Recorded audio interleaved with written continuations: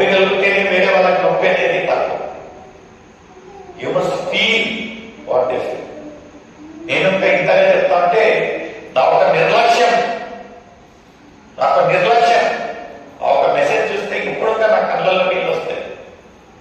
I did react. చాలా బాగా ఉంది ప్రియమైన. అయితే దేవుడు మనకి ఎంతో ఒక చక్కటి సహవాసం ఇచ్చాడు. అన్నుల కొరకే ప్రార్థించడానికి ఒక భారం ఇచ్చాడు. ఎంత సంతోషం అనిపిస్తుంది. ఏది ఏమైనాను వీ ఫీల్ వెరీ బ్లెస్డ్. ఎవరు ఎంత ఏమైనానో నాకు తెలియదు, కానీ ప్రత్యేకించి పర్సనల్ గా I have been blessed and benefited by the prayers.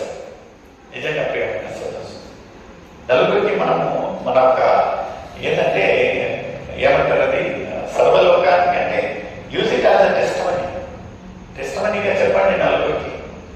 ఏమవుతుందండి? టైం వేస్ట్ అవుతుందా? అయితే మీరు మాట్లాడే మాటలు, మీ యొక్క ప్రవర్తన, మీ యొక్క ఆలోచన ద్వారా, మీ యొక్క ప్రార్థన ద్వారా ఒక్క నశించే ఆత్మ దేవుని వైపు తిరిగినట్లయితే చాలండి. అట్లీస్ట్ ధైర్యంగా తొడగొట్టి చెప్పవచ్చు దేవుని దగ్గరికి వెళ్తే, నేను పలానా సాట నీ యొక్క మాట చెప్పాను, నీ యొక్క సాక్ష్యం చెప్పాను, ఒక ధైర్యం మనకు ఉందా? చూడండి ప్రియమైన సోదరు, the content is very small. యోన గురించి పాత నిబంధన సండే స్కూల్ కథ అది. అయితే దేవుడు ఒక ప్రణాళిక. దేవుడు కార్యం చేయాలంటే ఏదో ఒక రీతిగా ఎలాంటి ఒక పరిస్థితి నుంచి అయినను ఆయన కార్యం చేయక తప్పడు. చూడండి యెషయా 55:11 ఎలాగైతే ఈమను వర్షము నేల తలపక మరలా తిరిగి వెళ్ళదో, కార్యం చేయకుండా దేవుడు నోటి నుంచి వచ్చే ప్రతి ఒక్క మాట కార్యం చేయకుండా తిరిగి వెళ్ళదు. చూడండి, today we like to encourage, we like to appreciate మన ఒక సహవాసం. దేవుడు గంపలు కూడా అంటున్నాడు, కానీ గంపలు కూడా అంటున్నా. We need quality, not quantity. అయితే మనం ఎలా ఉంటాం? మన యొక్క ఎదుగుదల ఎలా ఉంటున్నది? ఎలా ఉంటున్నది మన యొక్క సహవాసం? మన యొక్క సాక్ష్యం ఎలా ఉంటున్నది అనేది ఒక ప్రశ్న నీకు నాకైనట్లయితే చెప్పకూడదు. అయితే బాధ ఏమనిపిస్తుందంటే, ఫంక్షన్లలో ఎవరెవరో కనపడతారండి, ఎవరెవరో కనపడతారు. అయితే ప్రేసలలో వాళ్ళు కనపడరు. బాధ అవుతుంది, ఒక్కొక్కసారి విమర్శించినట్టు అవుతుంది. మనం ఈ యొక్క లోకరీతికి ఉన్న భోజనం కొరకై ఆహారం అయితే పరిశుద్ధంగా ఈ యొక్క జీవాహారాన్ని మనం పోగొట్టుకుంటా ఉంటున్నామే. అదొక బాధ తపన ఉంటున్నాం. నోటి వరకు వస్తుంది ఆ మాట మాట్లాడడానికి, ఫంక్షన్లో కలిస్తే. అయితే మళ్ళీ బాధ, భయం, వచ్చే వాళ్ళకి వస్తారా? చూడండి, గాడ్ ఈస్ యూజింగ్ యూ. దేవుడు మనంగా నేనుగా ఇంతగా ప్రలాపించేది ఎందుకంటే God has given you a burden. ఎవరికి లేని ఒక ధన్యత, ఎవరికి లేని ఒక భారం నీకు నాకు ఇచ్చి ఉంటున్నాడు. దాని మీద మనము సరిగ్గా చేయలేదంటే ఈ మన ఒక జీవితాలు ఎలాంటి అంటే ఇంతలో మాయమైన జీవితం. మనం ఇలా నీకు కొట్టుకొని గ్యారెంటీ కార్తలు లేమండి. రేపు పోయినప్పుడు అట్లీస్ట్ దేవా నేను ఫలాన్ని చేశాను నేను అని యథార్థంగా చెప్పుకొని కన్నా మనకు ఒక 4 మాటలు ఉన్నాయి. టుడే ఐ ఫీల్ మొన్న ఒక విషయమైన ఇచ్చిన really moved and touched with that. I'm Fearing about ఆ తర్వాత జరిగే ఒక విషయాలు ఏంటి, ఇక్కడనే ఒక లోటు, ఒక కొలవ ఉంటున్నారు ఆ ఇంటికి. అయితే ఒక ఆత్మ ఏమైంటున్నది? I had a very beautiful chance to speak to him. ఆయనతో మాట్లాడాను. ఎదుటి వారు ప్రార్థన కోరితే మనము ఎంత దౌర్భాగ్య పరిస్థితుల్లో నేను ఉన్నానంటే I couldn't go and pray.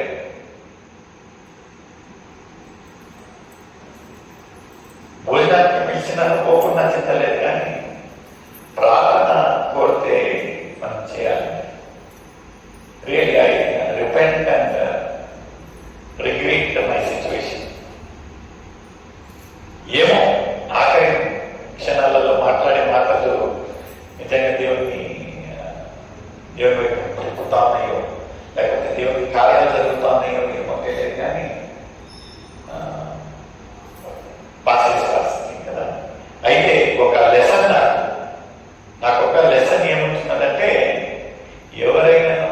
ఇలాంటి ప్రార్థన ఉన్నప్పుడు నూరు పనులున్నాను అక్కడికి వెళ్ళి ప్రార్థించాలి.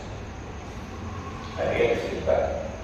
అదే రీతిగా ఆ రోజుల్లో నాకు ఇచ్చిన ఒక భారం దేవుడు నీకు నాకు ఇస్తాం.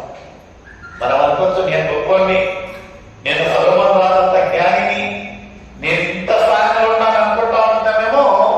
ఆ ఒక ఏమంటుందని ఆ ఒక మతిని తొడిపేనికి దేవుడి 41 ఒక వచనంలో ఏమంటా ఉంటున్నాడంటే, సొలొమోను రాజు కంటే గొప్పవాడు ఇక్కడ ఉన్నారు. నువ్వు పెద్దగా అతిశయాన్ని రాసిన పని లేదు. ఏ పాటి వాళ్ళ ఏ పాటి మన పక్కింటి వాళ్ళకి తెలియదు, మన కరెక్ట్ పేరు. నన్ను తెలిసిన వాళ్ళందరూ కుమార్ అంటే నా పేరు తమ్ముడంతా కుమార్ అని ఎవరికి తెలియదు. ఎప్పుడన్నా తెలుసలేదో నాకు తెలియదు. ఇక్కడ ఉన్నవాళ్ళు ఏముందండి మన గొప్పతనం, ఏముంటుందని మన ఒక అతిశయం. What are we in the presence of God. ఒక సృష్టికర్త ముందు ఏ పాటి కాలం మనం అనేది ఒకసారి ఆలోచన.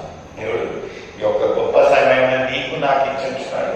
నిజంగా మనం దేవుడికి దూరంగా అన్నట్లయితే ఇదే అనుకూలమైన సమయము, ఇదే రచన నేను మనం అందరం కళ్ళు మూసుకున్నాం. ప్రియమైన సోదరి సోదరుల, నిజంగా దేవుడికి ఎవరికి లేని ఒక ధన్యత నీకు నాకు ఇస్తా ఉంటున్నాడంటే నిజంగా దేవుడికి మనం దూరం ఉంటున్నామో, దేవుడికి మనం ఆయాసకరమైన క్రియలలో ఉంటున్నామేమో, దేవుడికి ఇంకా మనం రక్షణ భాగ్యంలో లేనట్టుకున్నట్లయితే, దేవా నేను ఒక పాపిని రాజా,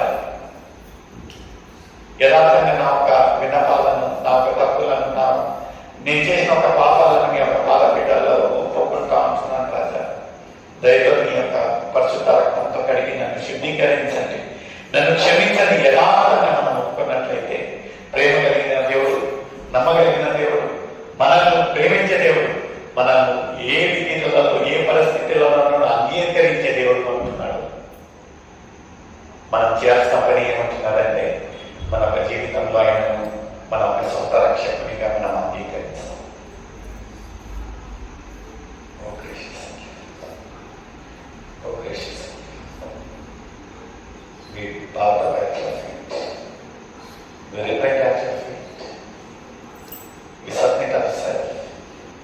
We surrender ourselves back from our mind. దేవా మమ్మల్ని క్షమించండి.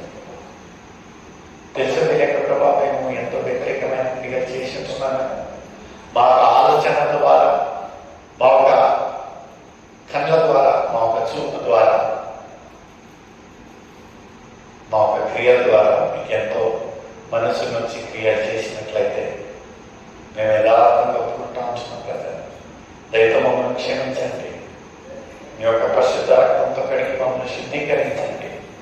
నీ యొక్క బిడ్డగా నన్ను అంగీకరించండి ప్రభా. ఈ యొక్క సహవాసం కొరకు నీకు విలాసాలు స్తోత్రం. ఎవరైతే ఈ యొక్క సహవాసంకు రాలేకపోతున్నారో మీ యొక్క కృప, మీ యొక్క చిత్తం ఉన్నట్లయితే ప్రభా వచ్చే కాలం, వచ్చే వారం ప్రభా ఈ యొక్క సహవాసంలో నడిపియండి. ఇక చేరేసిన ప్రతి ఒక్క బిడ్డ కొరకు నీకు విలాసాలు స్తోత్రం. వాళ్ళని ఆశీర్వదించండి. వాళ్ళ కుటుంబీకులను ప్రతి ఒక్కరిని పేరు పేరుగా దీవించండి, ఆశీర్వదించండి, కాచి కాపాడండి. మీ యొక్క మెండైన దీవెనలు ప్రభావం వాళ్ళ ఇంటి పట్ల ఉంచండి. ఎలాంటి ఒక కొలువ, ఎలాంటి ఒక కొలత, ఎలాంటి ఒక అనారోగ్యంతో ఇక్కడ వచ్చి ఉంటున్నారో ప్రభువా, మీ యొక్క గాయపరస్తంతో ఉంటే ఒక సంపూర్ణమైన ఒక స్వస్థత దయచేయండి, బలపరచండి. మీ యొక్క అద్భుత కార్యాలు వాళ్ళ ఇంటి పట్ల చేయండి. ప్రత్యేకించి ప్రభు లాజరును గురించి మేము ప్రార్థిస్తూ ఉంటున్నాం, చింతిస్తూ ఉంటున్నాం. ఓ గ్రేషియస్ అనిపిస్తా ప్రభు, మీ యొక్క కృప, మీ యొక్క చిత్తం ప్రభు ఏముంటున్నదో మాకైతే తెలియదు రాజా. ఆ బిడ్డతో మాట్లాడండి. మీ యొక్క కృప ద్వారా ఒక సాక్ష్యంగా ప్రభు, ఒక సాక్ష్య రీతిగా ప్రభు ఆయన మరలా ప్రభు, మరలా ప్రభు ఆ కుటుంబం మరొకసారి